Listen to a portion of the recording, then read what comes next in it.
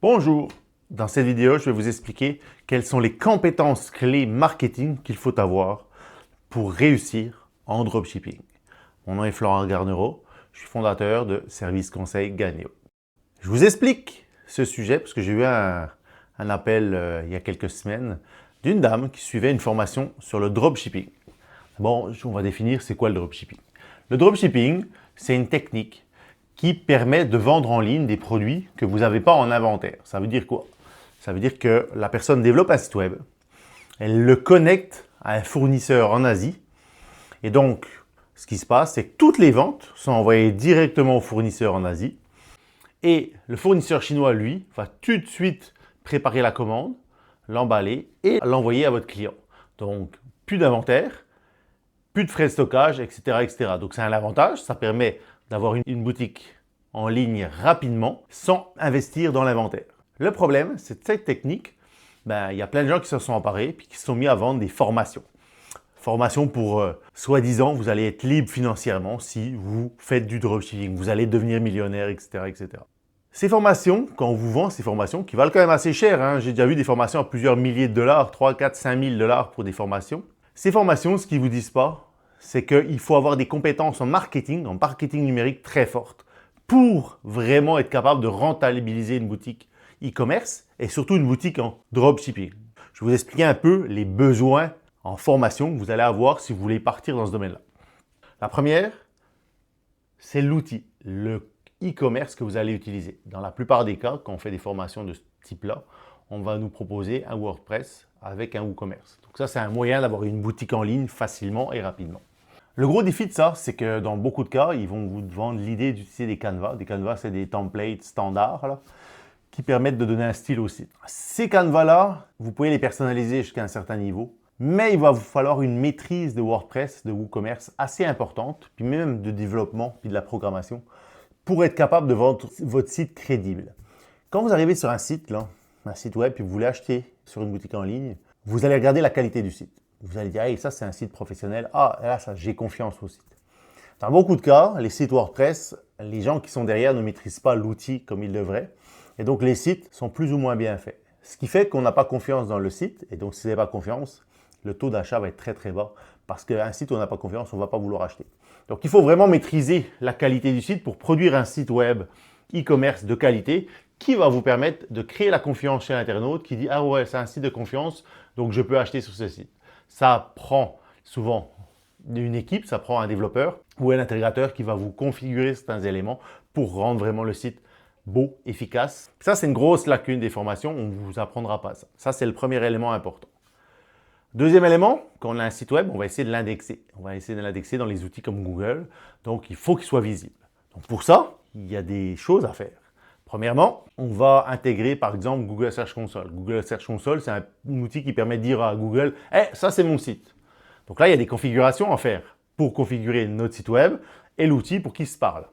On va par exemple dans une boutique en ligne, on va essayer de la connecter à Google Shopping. Donc on va essayer Google Merchant Center.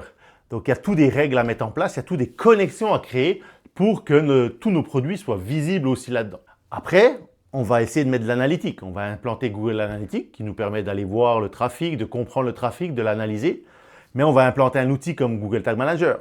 Google Tag Manager, c'est un outil qui permet de traquer les données du site web. Par exemple, un internaute arrive sur une page, on envoie une donnée analytique, l'internaute a visité la page. L'internaute a cliqué sur la vidéo. L'internaute a regardé la vidéo, il est intéressé par le produit. Il a cliqué sur mettre au panier, etc., etc. Donc là, on peut, avec Tag Manager, développer plein d'indicateurs performance, puis on les envoie à Analytics pour une analyse plus approfondie. Donc ça prend un niveau quand même intermédiaire à élevé en termes de configuration d'outils Google. Et donc, les formations de type dropshipping ne vous permettent pas d'acquérir ces compétences-là. Donc, vous voyez, au niveau de Google, on va intégrer Google Search Console, Google Analytics, Google Tag Manager et aussi pour être dans Google Shopping, Google Merchant Center. Donc, vous voyez, il y a déjà toute une connaissance des outils, une connaissance de la configuration des outils qui est nécessaire pour faire tous ces liens. Donc ça, c'est le deuxième élément. Troisième élément, quand on a fait toutes ces connexions, on va s'intéresser au référencement. Pour qu'un site soit indexé et qu'il soit dans les premiers éléments de recherche de Google, il faut faire du référencement. Donc ça prend une technique, ce qu'on appelle le SEO, l'optimisation pour les moteurs de recherche. Donc ça prend des techniques, tout un apprentissage de comment optimiser son site. Le SEO, il y a 4 parties. Il y a le stratégique, le technique, le sémantique et le SEO de référencement. Ces 4 éléments, ça, il faut les maîtriser. Donc le plus gros, c'est le technique. Donc il faut être capable d'adapter son site web, donc son site WordPress, mettre des éléments clés là-dedans pour que Google soit capable de le lire. Par exemple, on va mettre un plugin dans notre WordPress pour dire « Ok, j'ai un sitemap ». Un sitemap, c'est en gros un lexique de toutes les pages qui existent sur votre site. Et en plus, il y a les dates de dernière modification. Comme ça, Google, quand il vient lire le sitemap, il dit « Ah, cette page a été modifiée, je vais la relire, je vais la réindexer ».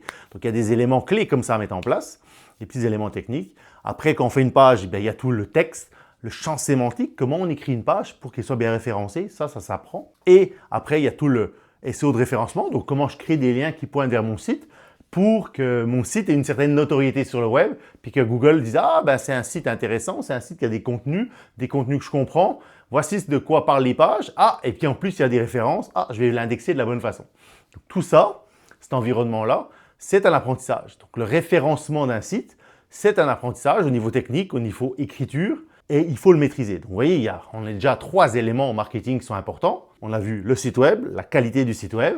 On a vu les outils Google, les configurer et apprendre à les configurer. Puis là, on vient de voir le référencement, le SEO. Donc, il faut maîtriser ça. Donc, c'est déjà 3 éléments pour aller chercher de la clientèle. Quand on a fait ça, après, on va attaquer la publicité. Donc, on va attirer des clients sur notre boutique pour qu'ils achètent. Donc là, on parle de Google Ads. Par exemple, quand vous faites une recherche Google, il y a des sites qui sont toujours commandités. Là, il y a une maîtrise. Il faut savoir comment utiliser l'outil, comment faire des campagnes, comment les optimiser. Ça prend un niveau quand même intermédiaire à avancer pour être bon là-dedans. Donc, si vous voulez faire du dropshipping et être bon, vous allez devoir maîtriser l'outil Google Ads. Et on va regarder après tout ce qui est médias sociaux, autres plateformes, TikTok, Instagram, Facebook, etc., etc. Donc, sur chaque plateforme, on peut faire de la pub. Donc, il va falloir apprendre aussi à maîtriser la publicité Facebook, la publicité Facebook, donc Meta. Par exemple, si vos produits se vendent à une clientèle jeune, par exemple, on pourrait très bien aller dire, je fais de la pub TikTok, etc., etc. Donc, c'est toutes des plateformes qu'il va falloir apprendre à maîtriser, mais pas apprendre à utiliser de base. Il va falloir maîtriser l'outil à un niveau intermédiaire à avancer pour être capable d'en tirer un bénéfice. Parce que le défi, c'est pas d'investir en publicité, c'est qu'on a un certain nombre de clients qui achètent. Si je vends un produit 100 $, et puis que ça me coûte 50 $ en Chine pour le produit plus l'envoi. J'ai 50 $, donc 50%, pour tout ce qui est acquisition de clients, donc attirer le client, etc., etc. Mais dans certains cas, là, vous allez amener beaucoup de clients sur votre site, mais aucun n'achète. Donc le coût d'acquisition d'un client, le coût que ça va vous prendre, l'argent que vous allez devoir investir pour aller faire une vente, ça va falloir le déterminer. Et donc, il va falloir être performant en acquisition de clients. Donc performant, ça veut dire performant en pub, performant aussi en référencement organique. Quand vous aurez maîtrisé tous ces éléments-là, vous aurez les compétences pour partir des boutiques en dropshipping de qualité, avec un potentiel de réussite.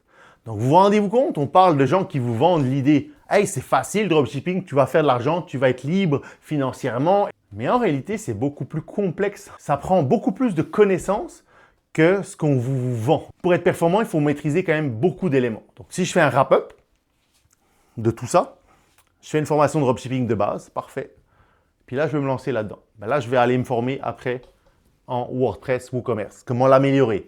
En intégration, où je vais avoir des partenaires qui vont faire l'intégration, qui vont faire un site qui est beau, que les gens vont pouvoir avoir confiance. Après, je vais mettre tout en place les outils Google pour référencer mon site. Je vais être un spécialiste du référencement organique, du SEO.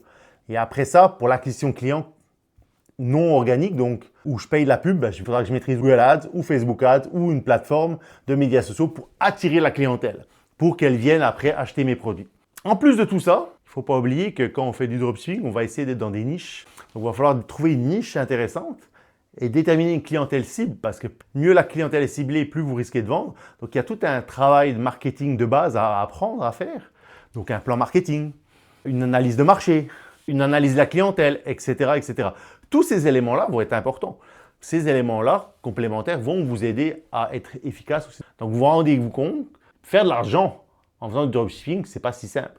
Ce n'est pas parce que vous n'avez pas de l'inventaire que vous n'avez pas d'investissement à faire. Il va falloir faire des investissements au niveau du WordPress, au niveau de l'outil. Il va falloir faire des investissements au niveau de la publicité, mais aussi au niveau de vos formations pour vous amener à un certain niveau. Donc, est-ce que je recommande le dropshipping? Jamais. Je vais être franc, il y a très peu de gens qui ont assez de compétences pour être très efficaces là-dedans.